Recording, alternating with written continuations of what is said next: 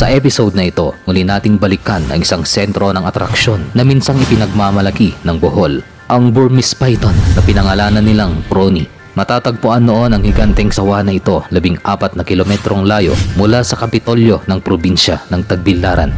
30 minutong pagsakay naman kung gusto mong panoorin ang mga nakakamanghang tanawin ng lugar habang binabaybay ang daan.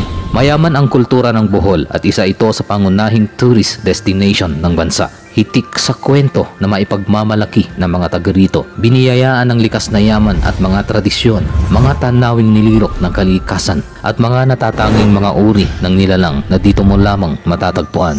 Isa na dito ang 23 talampakang haba na sawa, pinakamahaba at pinakamalaking sawa na naitala sa kasaysayan ng ating bansa. Tumitimbang ng halos 300 kilo at kinakailangan ng 20 taong tripulante para mabuhat lamang ito. Nahuli ang sawa na ito noong taong 1996 sa isang sementeryo ng Albuquerque. Mayroon lamang ito noong haba na 5 talampakan at tumitimbang lamang ito noon ng 5 kilo. Matapos itong mahuli ng pamilyang Salibay, inalagaan ito hanggang sa ito ay naging atraksyon ng lugar dahil na rin sa lumaki ito ng mala-anakondang laki. Ayon sa mga taga rito, tuwing kumakain ito, talagang nakakamangha na panoorin. 2 baboy ang kinakain ito kada buwan at tuwing pinapakain ito ay pinagkukumpulan ito ng mga tao para mapanood. Tuluyang sumikat ang ahas na ito at naging daan ito upang makilalang lugar. Dinadayo ito ng mga turista.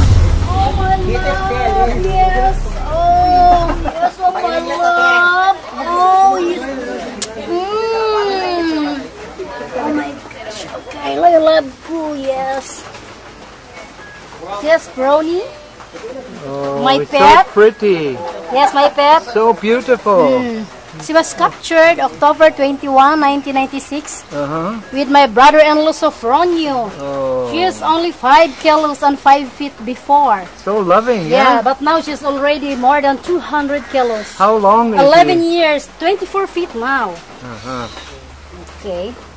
Okay. She's in molting stage Uh-huh. because every month she's shedding her skin. That's why her color is dark. Yeah. But after shedding her skin, this is gold and golden brown. And she's very domesticated. And you know, if the time changes her skin, I am the one to remove her skin. Yeah. Her waistline is 30 inches already. Oh, same as mine. Kanjing pamaulan jud kana klaro kayo Oh, kunyara kang gidaog-daog ha. Nakasama nila ang python na ito sa loob ng 14 na taon. Namatay ang ahas na ito noong taong 2013 sa hindi malamang dahilan.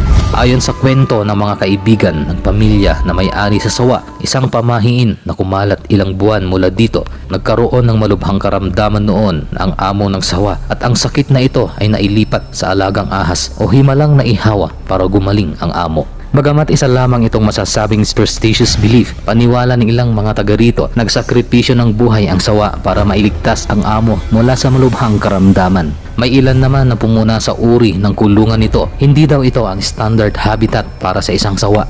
Kung susumahin, ang lifespan ng mga ganitong species ay umaabot lamang talaga ng 15 taon kung ito ay mabubuhay sa captivity o sa pangangalaga ng isang domestikong kaparaanan. Ang sawa na ito ay maaring mabuhay naman ng hanggang 40 years kung nasa likas nitong tirahan sa kalikasan. Napatunayan sa pag-aaral na eksakto lang naman ang naging haba ng buhay ng sawa sa ilalim ng pangangalaga ng kanyang amo sa pamilya ng mga Salibay. Gayunpaman, ang stress level na pinagdaanan nito ay nakadagdag sa pag-ikli ng kanyang buhay. Ang madalas na paghipo, pagpisil at pagbuhat dito ay maaring isa din sa naging dahilan ng mas maikli nitong buhay. Idagdag mo na din ang araw-araw na ingay ng mga taong dumadayo at bumibisita sa lugar. Maging ang hindi angkop na klima at temperaturang babagay sana sa balat ng ahas na matatagpuan lamang sa likas nitong tirahan. Kahit sa mga litrato mo na lamang maaalala ang sawa na ito, maaari mo pa din namang makita ang mga napreserba nitong katawan sa probinsya ng Bohol. Ang mga alaala ng higanting ahas na ito ay napanatili sa pamamagitan ng mga video tulad nito noong siya pa ay nabubuhay. Nagpapaalala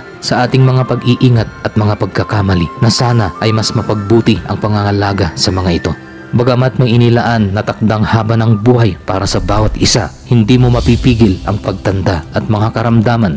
Tao ka man o hayop, may hangganan ang lahat. Subalit ang hangganang ito sana ay muling susubok sa kakayahan nating ang mali ay maitama. Sa susunod, na ikulong natin sa hawla ang isang buhay upang gawing atraksyon at kasiyahan, pagkaperahan at abusuhin hanggang sa ito ay bawian ng buhay. Sana maisip din natin na sila ay hindi inilaan sa ganitong kaparaanan. Ang ingay na kanilang naririnig, ang lamig ng mga semento na kanilang tinutulugan, hindi ito ang mundong nababagay sa kanila.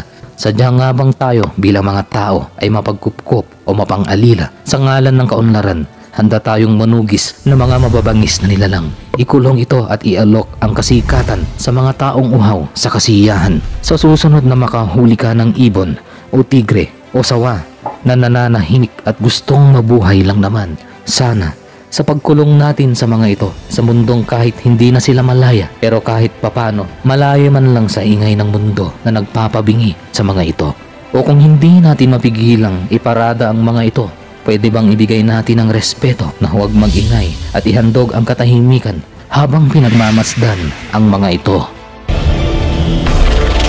This is Kim Chu. For more videos, click here. Just click here. Click here. Click here. Click here. Click here. Click here. Click here. Just click here. Click here. Click here. Click here. Click here. Click here. Click here. Click here. Click here. Just click here. Click here to